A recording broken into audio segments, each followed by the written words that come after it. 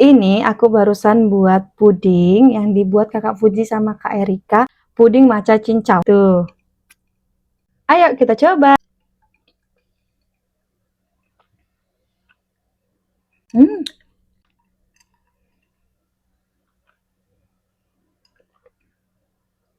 hmm, enak.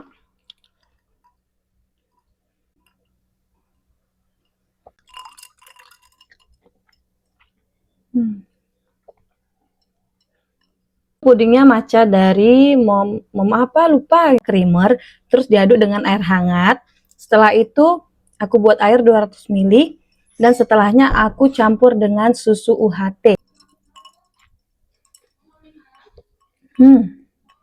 Creamy banget,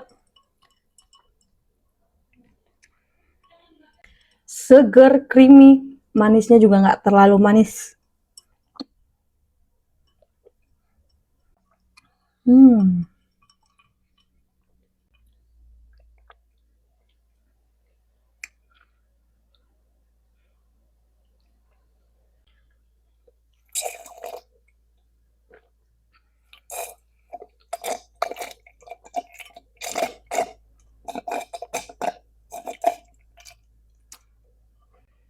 Abis.